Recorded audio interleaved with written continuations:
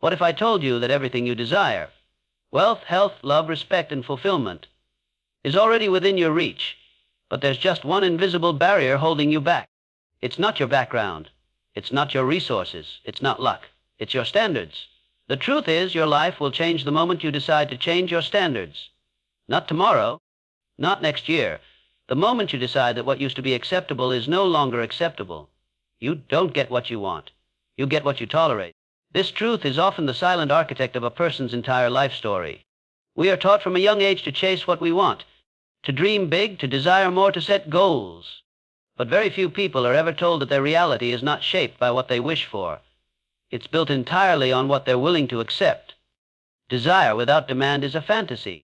Dreams without discipline are distractions. The life you're living today is the direct reflection of the standards you've tolerated up to this point.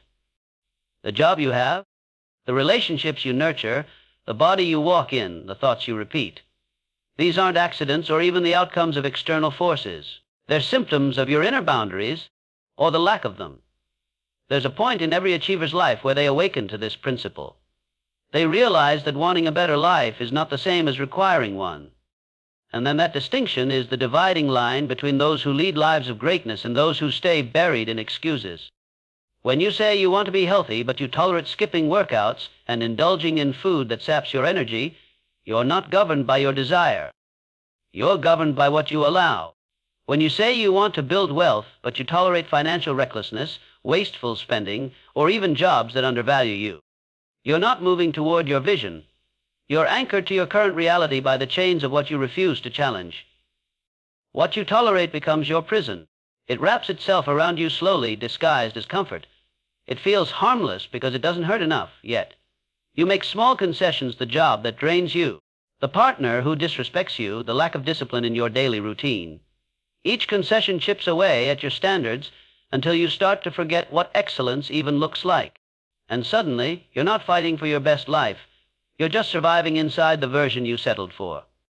Not because you lacked potential, but because you accepted less. But here's the turning point. The moment you say, enough, everything begins to shift. Not because your circumstances change instantly, but because you do. Your energy, your expectations, your inner world, it all transforms when you no longer tolerate mediocrity. It's not motivation you need. It's a decision. A firm, non-negotiable decision that you will no longer permit anything in your life that insults your soul. That you will no longer participate in your own oppression by remaining passive about the standards you live by. Because when you raise the bar internally, the world has no choice but to respond externally. Tolerance is the silent agreement you make with average. It's the back door that keeps failure inside your house. You lock the front door with your goals, but the back door is wide open because of what you let slide.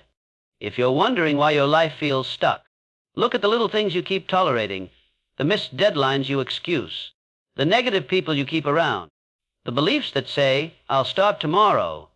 These aren't small. They're the script of your life. You're not living what you want. You're living what you permit. This shift starts with brutal self-honesty.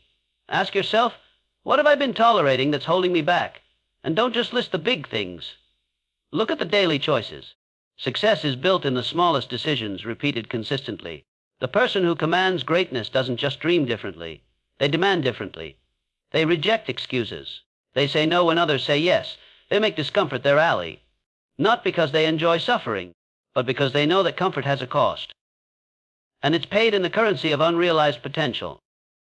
The one who changes their life doesn't beg for better days. They build better days by refusing to participate in patterns that no longer serve them. They understand that failure is not a lack of ambition. It's the result of accepted limitation, and that limitation is always self-imposed. The voice that says, this is just who I am, or this is how things are, is the voice of someone who has tolerated average for so long they've mistaken it for identity. But you can rewrite that identity the moment you refuse to accept less than what your spirit demands. Desire is common. Everyone wants more. But demand is rare. Demand is sacred. It means you're no longer asking the world to improve. You're requiring yourself to rise. And when you demand more of yourself, life begins to match your level of inner command. People treat you differently. Opportunities appear. Not because of magic, but because energy attracts equals. When your internal standard changes, the frequency of your life elevates. And that elevation attracts new possibility. You're not waiting on anything. You're not missing anything. You are one decision away from transformation. The decision to stop tolerating less than what ignites you, to stop making room for what drains you, to stop compromising with the lesser version of yourself. You don't get what you want. You get what you tolerate. But when you change what you tolerate, the entire script of your life begins to change with it. Not slowly, not subtly, but powerfully and permanently. Now, consider the second great truth that binds this all together. Your standards are the thermostat of your life. Like a thermostat in a room, they control the emotional, spiritual, financial, and physical temperature of your existence.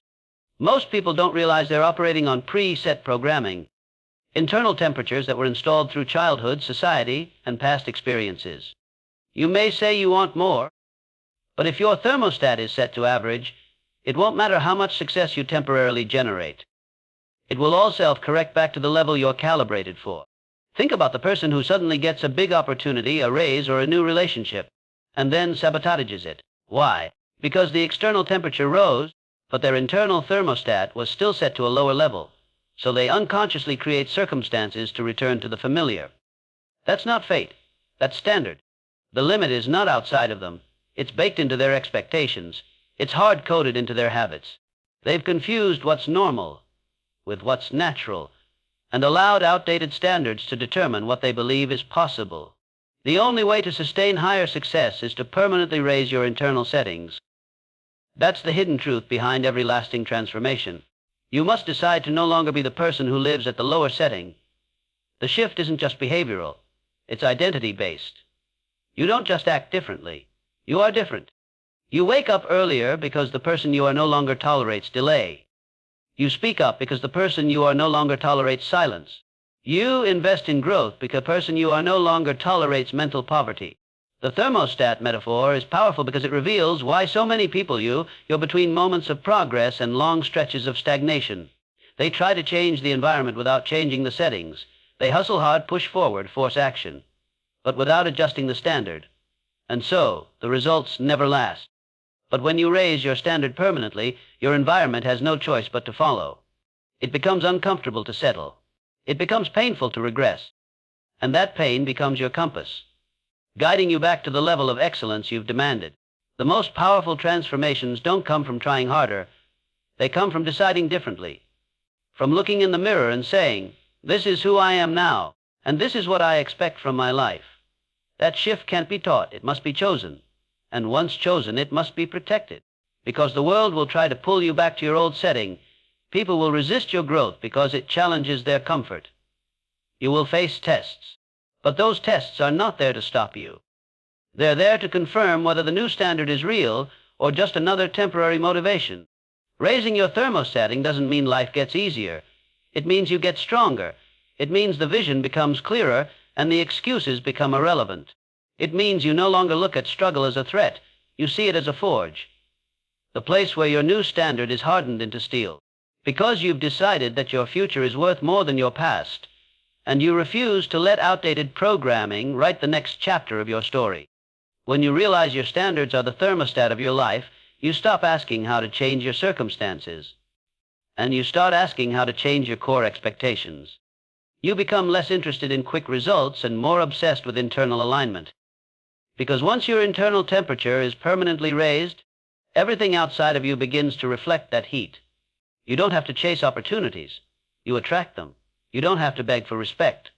You command it, not because you're lucky, but because your standard no longer allows for anything less. This isn't about ego. It's about alignment, living in harmony with the version of yourself that was always waiting behind the veil of toleration and low standards. The version of you who doesn't settle, who doesn't shrink, who walks into every room as if they belong, because they do.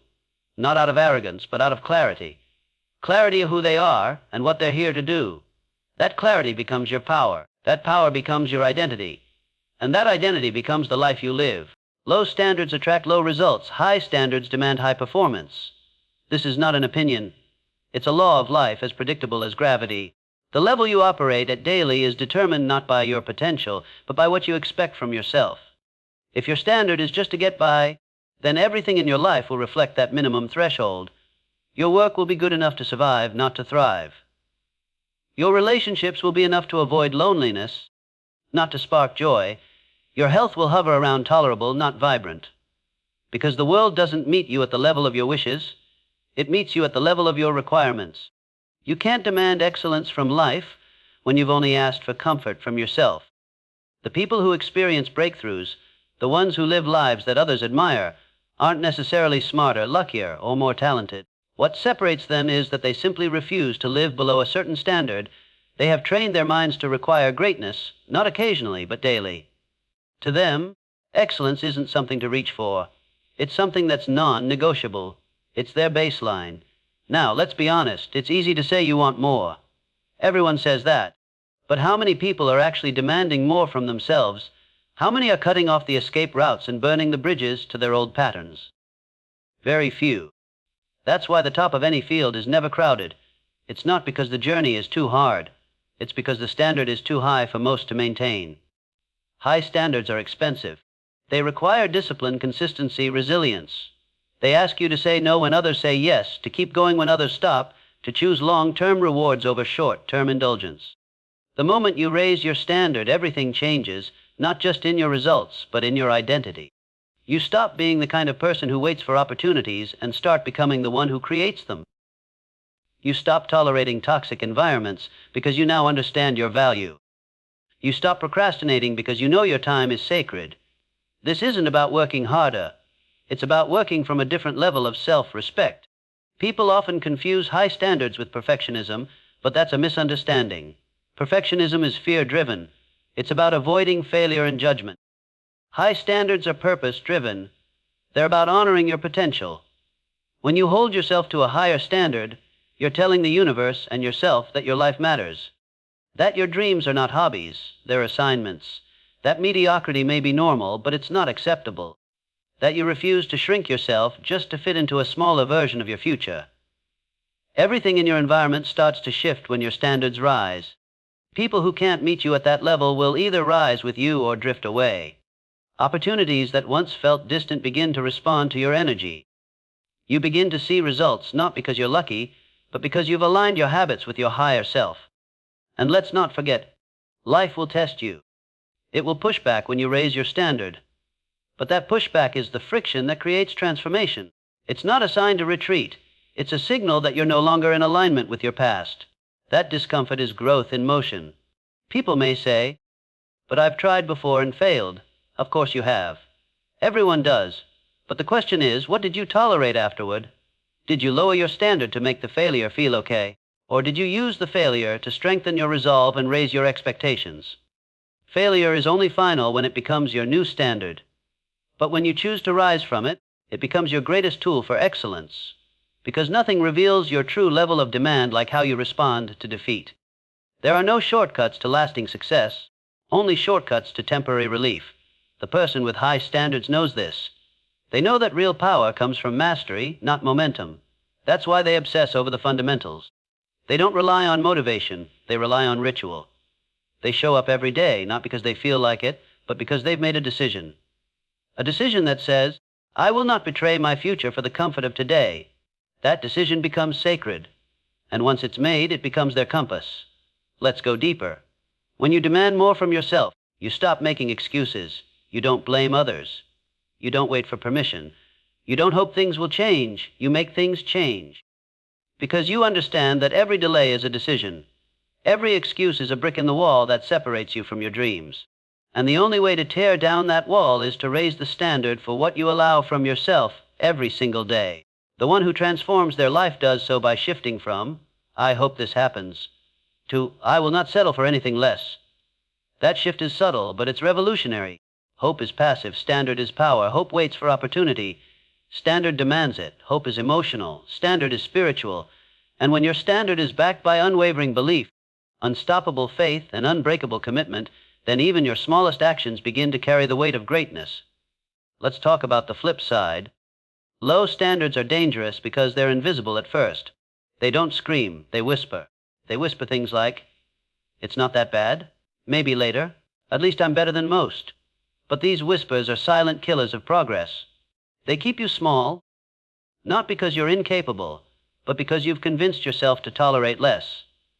And the longer you stay there, the harder it becomes to break free, because what you do repeatedly becomes your identity. And once your identity is wrapped around low expectations, your future becomes a reflection of it. This is where people get stuck. They confuse who they've been with who they are. They think the past is a map of their potential. But the truth is, your potential is infinite, but it must be activated by your standard. That's why the moment you raise it, you don't just change your actions, you change the kind of person you believe yourself to be. And that belief creates new patterns. Those patterns create new results. And those results reinforce the new identity. It all starts with the standard. Now, let's move into the truth that expands this even more. Real change begins not with goals, but with raising your minimum acceptable behavior.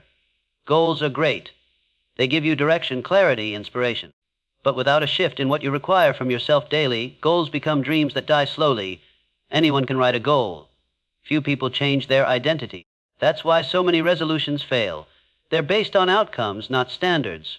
But when you decide that a certain level of behavior is no longer optional, everything changes. It's not the vision of the future that transforms you. It's the daily refusal to live like the past. It's the moment you say, I don't miss workouts anymore. I don't eat garbage anymore. I don't speak negatively about myself anymore. I don't entertain distractions anymore. That's not motivation, that's identity. And identity is built on standards. Your minimums are your destiny. If your minimum is mediocrity, then excellence will always seem like luck. But if your minimum is mastery, then success becomes inevitable. Think of someone who keeps saying, I want to write a book. If they don't raise the standard that says, I write 500 words every day no matter what, that book will never exist. Why? Because the desire is there, but the minimum standard of behavior is too low. The same goes for health, business, relationships. Wanting change doesn't create it. Deciding that a certain behavior is non-negotiable does. That's when momentum begins. Not when the dream is big, but when the standard is firm. The people who win in life don't just aim higher. They refuse to aim lower. They've burned the bridges to their excuses. They've built a new floor under their feet. A floor that says, I no longer allow this behavior in my life. That new floor becomes their foundation. And once that foundation is strong, the results are just a matter of time. Let's not pretend it's easy. It's not. Changing your minimums feels like war at first. It requires you to fight against old programming, bad habits, and weak thinking. But every time you honor your new standard, even when it's uncomfortable, you lay another brick in the construction of your future. And eventually, it doesn't feel like war anymore. It feels like freedom, because you're no longer battling yourself. You're leading yourself, and self-leadership is the cornerstone of every breakthrough. So if you want to change your life, stop obsessing over the peak. Focus on the floor. Don't ask, how big can I dream? Ask, what's the lowest behavior I will now accept from myself? Because that answer will shape your daily life more than any vision board ever could. Your goals are just the destination. Your standards, they're the engine. And once you raise that engine to a higher level of performance and refuse to let it drop again, you'll find that life no longer resists you. It begins to respond to you. Because the universe doesn't give you what you fantasize about. It gives you what your standard allows. And when your standard is built on courage, discipline, and belief, nothing is out of reach. Everything in your life starts with what you allow in your mind. If your thoughts are small, your life will be small. If your thoughts are weak, your actions will reflect that weakness.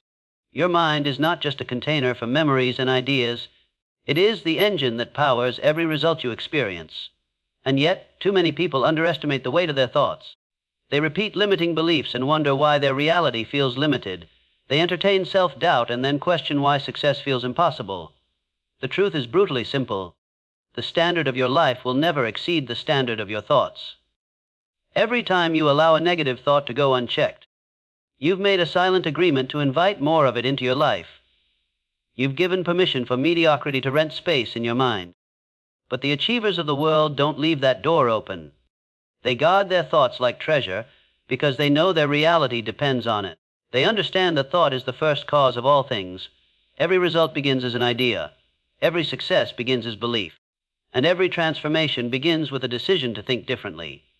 People look at those who rise above and assume they had better circumstances, better luck, better connections. But more often than not, they simply had better thoughts. They thought in terms of possibility, while others thought in terms of problems. They envisioned solutions, while others repeated excuses.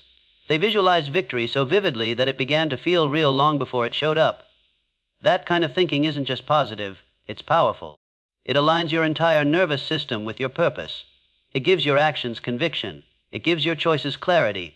It gives your challenges meaning. When you raise the standard of your thinking, you no longer allow lazy thoughts to dominate your mind. You don't indulge in the language of, "I can't," "It's too late," or "This is just how I am." Those phrases become toxic to you, unacceptable. You begin to speak to yourself like someone worth fighting for. You begin to speak in terms of certainty, not doubt. Of what will be, not what might happen. That kind of inner language shapes your identity. And your identity always sets the tone for your actions. Let's be real, most people don't fail because of a lack of ability. They fail because of a mental ceiling. A ceiling built on years of conditioning, criticism, comparison. They absorb limitations from the world and internalize them as truth. But limitations are not facts, they are interpretations. And interpretations can be replaced. You can choose right now to rewire your inner narrative. You can decide that any thought that does not support your growth is not welcome. That is the discipline of high thinkers. They don't just think, they train their thinking. The battle for your future is won or lost in the 6 inches between your ears. And if you want to elevate your life, you must first eliminate the mental habits that are keeping you low. You can't think in scarcity and expect abundance. You can't think in fear and expect courage. You can't think in past pain and expect future power. You must actively and aggressively replace every thought that doesn't serve your vision with one that does. That isn't delusion, that's leadership of the self. Every day you wake up, your mind starts running. And you have 2 choices: you can let it run wild or you can direct it. Most people let their minds wander into worry, judgment, anxiety, and distraction. But those who win in life do the opposite. They seize their thoughts at the start of the day and point them where they want to go. They focus on gratitude, purpose, strategy, and possibility. That's how momentum is built, from the inside out. You don't get lucky, you get aligned. You don't stumble into greatness, you think your way into it. You've got to ask yourself, what kinds of thoughts are you allowing into your temple? Because your mind is sacred. It's the factory where all your reality is produced. And if the factory is contaminated with doubt, fear, comparison, and laziness, the product of your life will be contaminated too. You must become ruthless about your mental inputs. What you read, what you watch, who you talk to, what you repeat to yourself, all of it either sharpens your thinking or dulls it. There is no neutral. Either your thoughts are building you or breaking you. This isn't about fake positivity. It's not about ignoring reality. It's about creating a new reality by shifting your focus. Problems are real, but so are solutions. Pain is real, but so is healing. Failure is real, but so is learning. You get to choose which lens you look through. And whatever lens you choose becomes your life's camera, capturing evidence of what you believe. So if you believe you're worthy, capable, destined for more, your mind will start collecting data to support that. Not by magic, but by perception. And that perception becomes action. That action becomes pattern. That pattern becomes destiny. You don't rise to the level of your goals. You fall to the level of your beliefs. And beliefs live in thought. That's why the most successful people in the world often started with the simplest asset, unshakable thinking. They refused to let the world define what was possible. They refused to carry inherited doubt. They installed new standards in their mind, and those standards became the foundation of empires. Not just in business, but in health, love, purpose, and peace. Now, the next principle naturally flows from that mindset. When you raise your standards, your habits must evolve to match them. There's no separation between who you say you want to be and what you do daily. Every habit you hold is either a vote for your higher self or your former self. It's either supporting your future or sabotaging it. And habits don't lie. You can talk about ambition all day, but your routines will always tell the truth. If your habits are weak, your dreams remain a theory. But when your habits align with your highest vision, success becomes a natural consequence. Let's be real again. Most people don't lack time, they lack alignment. They say they want one thing but behave in a way that guarantees the opposite. They want clarity but feed their mind chaos. They want confidence but rehearse self-doubt. They want discipline but flirt with distraction. That misalignment is what creates the painful gap between intention and execution. But when you raise your standards and make your habits sacred, you close that gap. You become whole. Your actions reflect your beliefs. Your schedule reflects your purpose. High-standard individuals don't rely on inspiration. They rely on systems. They don't wake up and wonder what they feel like doing. They've already decided in advance what must be done. No negotiation. That's what separates wishful thinking from real transformation. They build habits that pull them toward greatness even on the days they don't feel great. Because they understand that momentum doesn't come from emotion. It comes from structure. And the more you can automate excellence, the less willpower you need to spend resisting your lower self. The quality of your habits determines the trajectory of your life. It's not the one big decision that changes everything. It's the hundreds of small choices repeated consistently. It's choosing the early wake, up instead of the extra hour of sleep. It's choosing the workout instead of the excuse. It's choosing focused work over mindless scrolling. And every time you make those choices, you're building your future in real time. You're casting votes for the version of yourself that is already waiting for you on the other side of discipline. What's powerful is that habits don't just produce results, they reinforce identity. The more you behave like a winner, the more your brain begins to believe you are one. And the more it believes, the easier it becomes to act accordingly. That feedback loop is the secret of elite performers. They've mastered the game of repetition. They understand that consistency isn't sexy, but it's sacred. It's not glamorous, but it's the gateway to greatness. You have to become the architect of your day. Every hour is either an investment or a cost. And when you raise your standard, you stop wasting time trying to find motivation. You build environments, routines, and rituals that force progress. You understand that relying on willpower is a weak strategy. You build systems so strong that failure becomes harder than success. That's not obsession, it's devotion. Devotion to the version of yourself that refuses to settle for less. Let's not pretend habit change is easy. It will feel unnatural at first. Your brain will resist because it wants to stay safe. But the purpose of habits isn't comfort, it's control. And when you take control of your habits, you take control of your future. You begin to respond to life rather than react to it. You begin to live with intention rather than imitation. You start shaping time instead of being shaped by it. Most people let their habits be decided by convenience. But the uncommon few build their habits based on conviction. They know what they want, and they design their lives to support that desire. That's how dreams become real, not by inspiration alone, but by implementation. Not by hoping something changes, but by becoming the change. Every day is a choice. You are either reinforcing who you used to be or rehearsing who you're becoming. Your mind and your habits are the two most powerful forces under your control. If you raise the standard in both, nothing can stop you. Not because life gets easier, but because you've become someone who no longer tolerates defeat, who no longer tolerates distraction, who no longer tolerates anything less than the life they were born to live. There's a turning point in every journey of transformation where a person stops hoping, stops wondering, and stops waiting, and they begin to expect. Not from others, not from circumstances, but from themselves. That internal shift, subtle yet powerful, creates a ripple across every area of life. When you expect more from yourself, you immediately raise the floor you operate from. Suddenly, good enough no longer feels good, almost no longer satisfies. Trying is replaced by doing.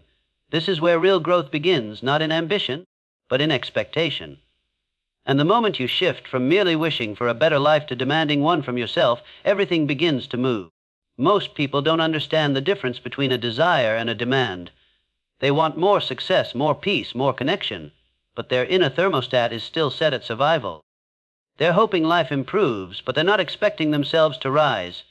They set goals and dream of greatness, but they haven't adjusted their standards to match that dream. And when expectation is low, action is soft. When you expect little, you give little. When you expect average, you settle. But the ones who break through, they demand progress, demand excellence, demand that their outer world reflects their inner potential. That demand isn't loud, it's disciplined. It's not arrogant, it's unwavering. Expectation is power. It is the invisible line that draws you out of comfort and into courage. It's what tells your mind, we don't live there anymore. We don't settle. We don't delay. We don't fold. And once your mind receives that message, it starts aligning everything else. Your habits, your relationships, your focus, your pace. Expectation isn't about arrogance or entitlement. It's about alignment. Alignment with who you truly are, not who you've been pretending to be. You see, every time you expect more from yourself, you send a message to your subconscious. This is who I am now. And your subconscious is a loyal servant. It will find ways to make that identity real. It will notice opportunities it used to ignore. It will draw energy from reserves you didn't even know you had. It will filter out distractions that once seemed irresistible. That's the power of identity-driven expectation. It's not forced, it flows. It doesn't push you, it pulls you. Now, let's make it real. Think about the people you admire most, the ones who live lives that inspire. It's not luck that put them there. It's not even talent alone. It's the refusal to expect anything less than excellence from themselves. They didn't wait for conditions to be perfect. They didn't wait for someone else to believe in them. They raised their expectation first, and the world followed. People began to respond differently because they were responding differently. That internal shift radiates outward. It shapes how you walk into a room, how you handle setbacks, how you show up when no one is watching. And yes, life will test you. It always does. The moment you raise your standard, you will face resistance. Doubt will knock. Fear will whisper. But here's the truth. The higher your expectation, the more resilient you become. Because now, failure is not an end. It's a signal. A signal to refine, to adjust, to come back stronger. You no longer take losses personally. You take them purposefully. You use them. You turn pain into precision. And that's what separates the drifters from the driven. The real difference between average and extraordinary isn't always visible. It's internal. It's what a person is willing to require of themselves every day. It's what they refuse to compromise on. When others are negotiating with their excuses, these people are negotiating with their next level. They wake up already committed. They don't need motivation. They've built momentum. That's what expectation does. It builds a rhythm, a certainty, a foundation. You know where you're headed, and you act accordingly. And when you act with that level of clarity, life starts moving in your favor. Expect more from yourself, and suddenly, you begin to recognize what you've been tolerating. The relationships you once entertained start to feel draining. The distractions you once found comforting now feel like theft. The habits you once excused now feel like betrayal. Why? Because your spirit knows when your standard has changed. And it won't let you go back. You become uncomfortable with anything that doesn't match your destiny. That discomfort is not a burden. It's a compass. It's telling you, you were made for more, and now it's time to prove it. And now, this leads to a deeper truth, one most people avoid.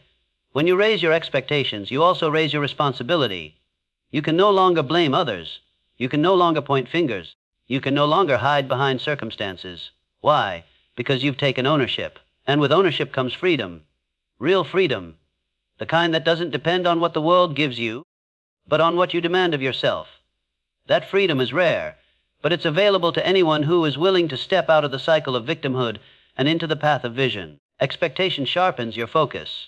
You stop chasing everything and start building something. You stop reacting and start creating. You stop settling and start growing. Because now, your life is not something that happens to you. It's something you shape. And the shape of it depends on the level you're willing to rise to. Every moment becomes a test, and every test becomes a training ground. You become forged by your own standard, stronger, clearer, unshakable. Now let's speak about the decision to no longer tolerate mediocrity in any area of your life, because that is the true mark of someone who is destined for more. Mediocrity isn't a lack of talent, it's a habit. It's what happens when you choose ease over effort, comfort over courage, distraction over discipline. And it's subtle. It hides in your routines. It whispers in your choices. It shows up in the way you speak about your goals, always later, someday maybe. But once you open your eyes to it, once you make the decision to no longer tolerate it, everything changes. That decision is not loud. It doesn't require an audience. It's often made in silence, in stillness, in solitude. A moment where you say to yourself, this isn't good enough anymore. I am not meant for this version of me. I'm done apologizing for wanting more. I'm done living below what I know I'm capable of. That kind of decision doesn't just touch your goals. It transforms your soul. You feel it in your bones. It's the line you draw in the sand. And after that, mediocrity can't follow you, because you've stopped giving it space. Every great change in history began with someone who refused to accept average. Someone who looked at the current state of their life and said, not anymore. That one decision becomes the fire, the standard, the reason. And when you carry that decision in your heart, your actions begin to change. You speak differently. You move differently. You show up with presence and power. You stop needing to be pushed because you've become self-driven. That's the essence of personal revolution, not waiting for conditions to shift, but becoming the shift. You must look around your life and ask, Where have I been tolerating less than excellence? Is it in your health, where you've convinced yourself that fatigue and pain are normal? Is it in your relationships, where you've accepted disconnection and silence as love? Is it in your career, where you've confused a paycheck with purpose? Wherever it is, face it. Be honest. Mediocrity only survives where there is denial. But once you shine the light of awareness on it, it begins to shrink. You are not here to live a life of average days, average feelings, average dreams. You are here to stretch, to rise, to awaken something greater within yourself. And that can only happen when you make mediocrity unacceptable. Not in a few areas. In every area. You become the kind of person who no longer negotiates with laziness, no longer reasons with doubt, no longer delays destiny. You decide that your life is sacred, that your energy is sacred, that your time is sacred, and you begin to act like it. The moment you stop tolerating mediocrity, you stop needing validation.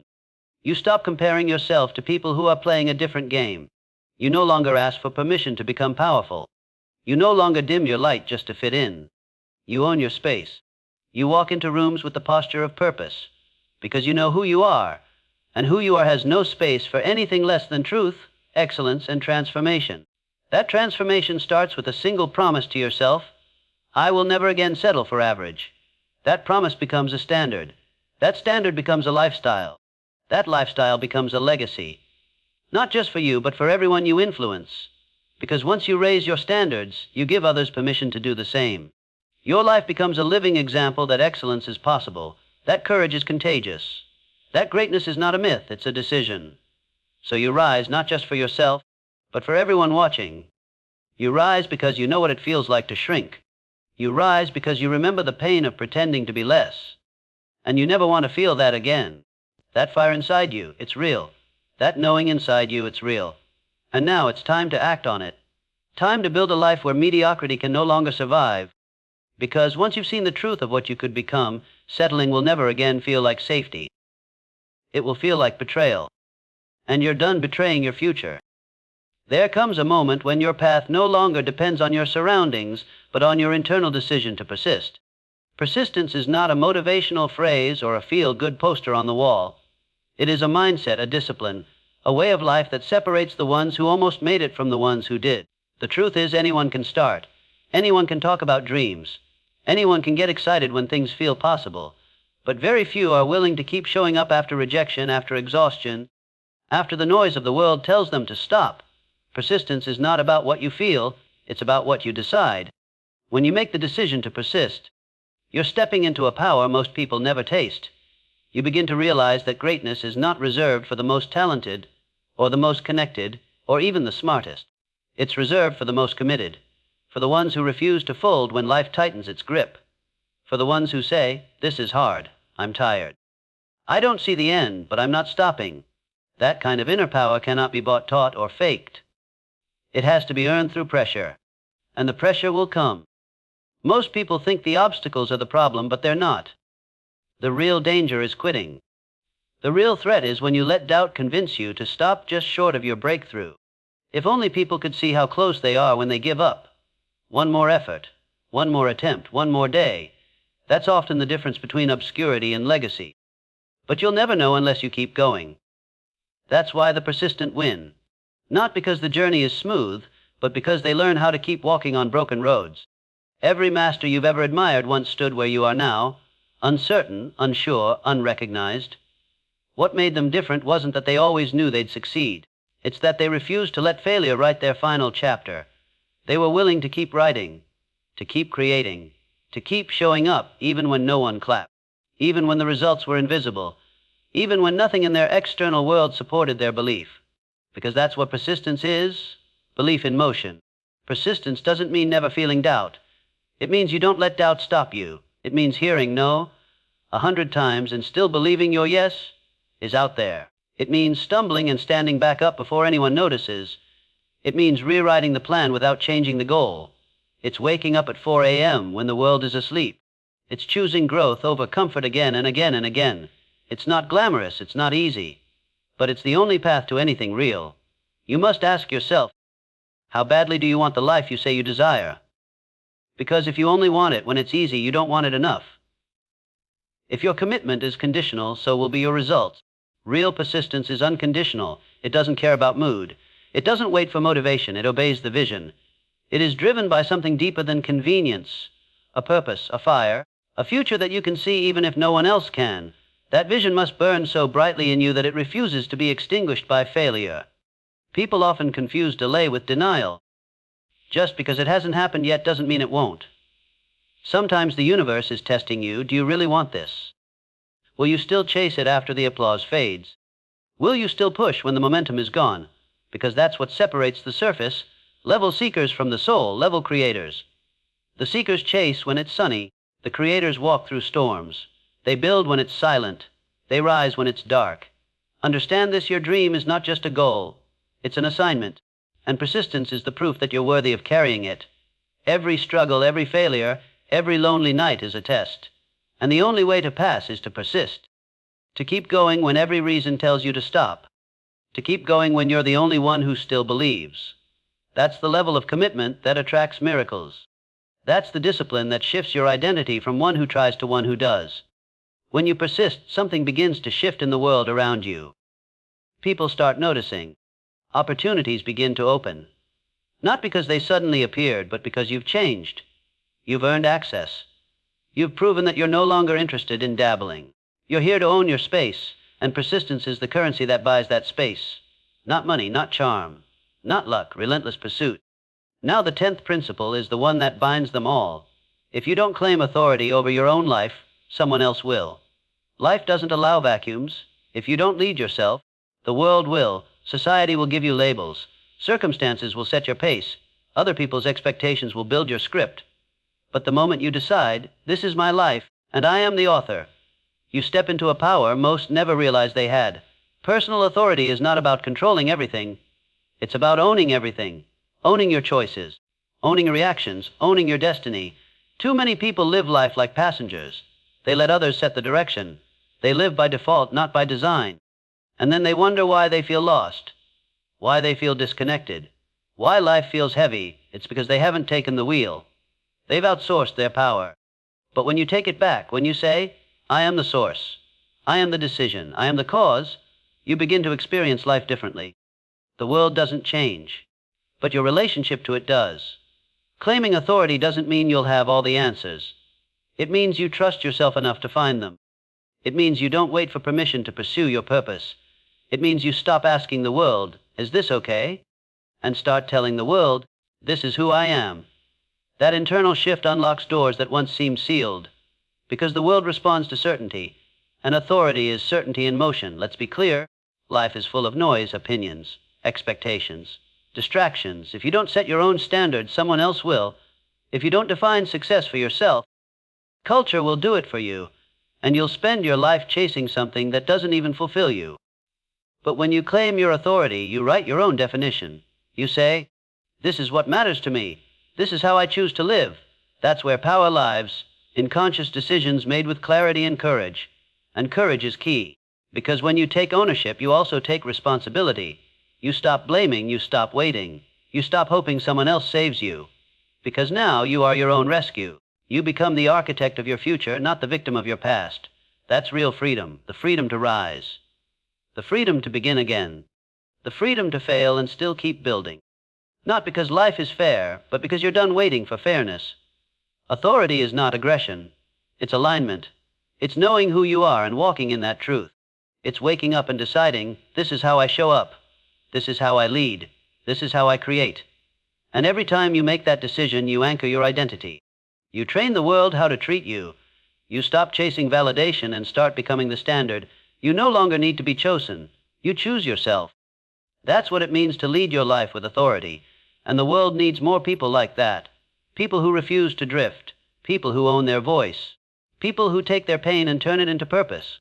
People who don't just survive, but decide. Decide to live fully, love deeply, lead boldly. That doesn't come from waiting. It comes from declaring. From standing tall and saying, no more shrinking. No more settling. No more surrendering my power to fear, to doubt, to silence. Because once you know who you are, and you own it without apology, there's nothing the world can take from you. That's the difference between those who live on the sidelines and those who step into the arena. The ones in the arena are not perfect. They bleed. They fall. They struggle. but they never forget who's in charge. They don't let failure write their story. They don't let fear decide their future. They keep going, they keep choosing, they keep claiming. Because authority is not something you wait for. It's something you become. So ask yourself, are you living by design or default? Are you waiting for someone else to open the door? Or are you building the door yourself? Are you seeking approval or creating alignment? Because your life will mirror your decision. If you decide to take full ownership, you'll start noticing that you no longer crave control. You create clarity. And clarity is what gives your actions weight, your words power, your vision shape. The moment you stop asking for permission is the moment you start building your legacy. Not because you have it all figured out, but because you finally decided that your life is yours. That's where everything begins. That's where it must begin